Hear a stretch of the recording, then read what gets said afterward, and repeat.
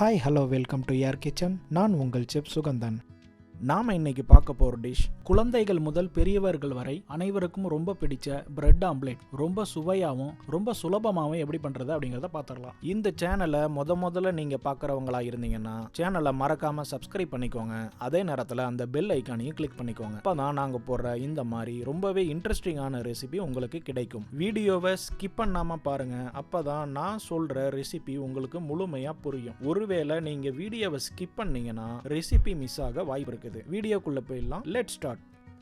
Bread omelette செய்ய தேவையான பொருட்கள்: பிரெட் 2 ஸ்லைஸ், முட்டை 3, நறுக்கிய வெங்காயம் 1, நறுக்கிய தக்காளி அரை தக்காளி பழம், நறுக்கிய கொத்தமல்லி அரை டேபிள் ஸ்பூன், தக்காளி கெச்சப் 1 டேபிள் ஸ்பூன், உப்பு தேவையான அளவு, வெண்ணெய் 15 to 20 கிராம். ஒரு பவுலில் 3 முட்டையை உடைச்சி ஊற்றிக்கலாம். இந்த மாதிரி நறுக்கிய வெங்காயம், நறுக்கிய தக்காளி, நறுக்கிய கொத்தமல்லி, உப்பு தேவையான அளவு,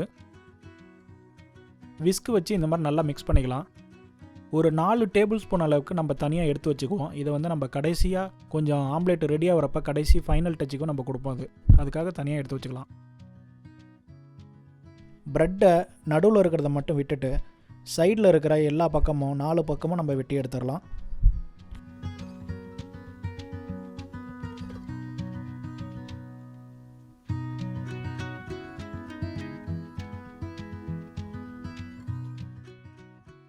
ஆம்லேட்டு ஊற்றுறதுக்கான ஒரு பேன் எடுத்துக்கலாம். நான் நான்ஸ்டிக் தவா யூஸ் பண்ணுறேன். அடுப்பை லோ ஃப்ளேமில் வச்சுட்டு ஒரே 1 டீஸ்பூன் அளவுக்கு வெண்ணெய் சேர்த்துக்கலாம். இந்த வெண்ணெயை எல்லா பக்கமும் பரவலாக இருக்கிற மாதிரி தடவிக்கலாம்.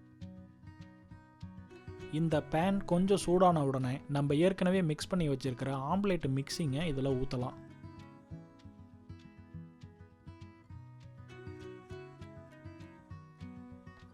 ஊற்றிட்டு இந்த ஆம்லேட்டு எல்லா பக்கமும் சமமாக இருக்கிற மாதிரி எல்லா பக்கமும் சமப்படுத்திக்கலாம். இதுக்கு நான்ஸ்டிக் தவாவில் தான் பண்ணணுமா அப்படின்னு எந்த அவசியமும் கிடையாது. நீங்கள் வீட்டில் வச்சுருக்கிற தோசைக்கல் இருக்குது பார்த்தீங்களா, அந்த தோசைக்கல்லையே இந்த பிரெட் ஆம்லேட்டை பண்ண முடியும்.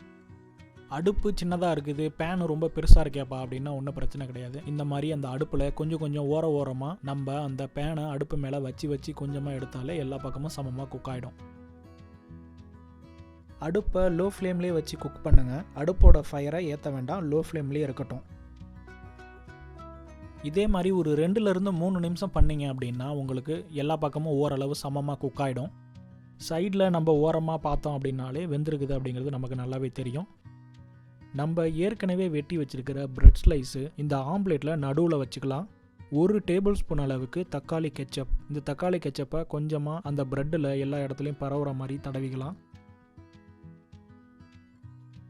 இன்னொரு பிரெட் ஸ்லைஸை அது மேலே வச்சு மூடிடலாம். 1 டீஸ்பூன் அளவுக்கு வெண்ணெய் நடுவில் வச்சுட்டு நம்ம ஏற்கனவே ஆம்லேட் மிக்சிங் தனியாக எடுத்து வச்சோம் பார்த்தீங்களா, 4 டேபிள் ஸ்பூன் எடுத்து வச்சோம். அதில் 3 டேபிள் ஸ்பூன் அளவுக்கு இந்த ப்ரெட்டு மேலே எல்லா பக்கமும் இருக்கிற மாதிரி பரவலாக போட்டுக்கலாம். ஆம்லேட்டை எல்லா பக்கமும் இந்த மாதிரி மடித்து விடுங்க. மடித்து நம்ம அந்த ப்ரெட்டு மேலே இருக்கிற மாதிரி ஜாயின் பண்ணிக்குவோம். இந்த மாதிரி கரண்டி கூட யூஸ் பண்ணிக்கோங்க. ரொம்பவே பொறுமையாக இந்த மாதிரி மடிங்க. அடுப்பை லோ ஃப்ளேமில் மட்டும்தான் வைக்கணும். அடுப்போட ஃபயரை மட்டும் ஏற்ற வேண்டாம்.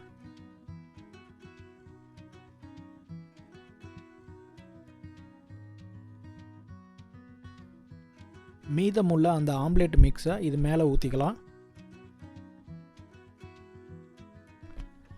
நம்ம வீட்டில் ஊத்தாப்பத்தை திருப்புற மாதிரி பொறுமையாக திருப்பி போட்டுக்குவோம். அடுப்பை லோ ஃப்ளேம்லேயே வச்சு இந்த மாதிரி எல்லா பக்கமும் திருப்பி ஒரு 2 to 3 நிமிஷம் குக் பண்ணிங்க அப்படின்னா உள்ளே இருக்க ப்ரெட்டு கூட நல்லாவே சூடாகி நல்லாவே வெந்துடும்.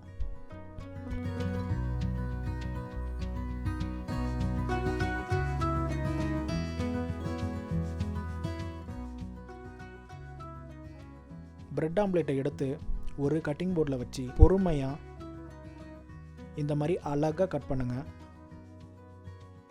குழந்தைகளுக்கு கொடுங்க, இதை கண்டிப்பாக விரும்பி சாப்பிடுவாங்க. பார்த்தீங்களா, பார்க்கும்போதே எவ்வளோ அழகாக இருக்குது. பார்க்குறதுக்கு மட்டும் கிடையாதுங்க, இதனுடைய சுவையும் ரொம்பவே அருமையாக இருக்கும். கண்டிப்பாக ட்ரை பண்ணுங்கள். உங்களுக்கு இந்த ரெசிபி பிடிச்சிருந்துச்சுன்னா மறக்காம லைக் பண்ணுங்க. நம்ம சேனலை முதல்ல நீங்க பார்க்குறவங்களா இருந்தீங்கன்னா சப்ஸ்கிரைப் பண்ணிக்கோங்க. அதே நேரத்தில் அந்த பெல் ஐக்கானையும் கிளிக் பண்ணிக்கோங்க. அப்பதான் நான் கொடுக்குற இந்த மாதிரி இன்ட்ரெஸ்டிங்கான ரெசிபி உங்களுக்கு கிடைக்கும். மீண்டும் இதே மாதிரி ஒரு இன்ட்ரெஸ்டிங்கான ரெசிபியோட உங்களை சந்திக்கிறேன். அதுவரை உங்களிடமிருந்து விடைபெறுவது உங்கள் செஃப் சுகந்தன்.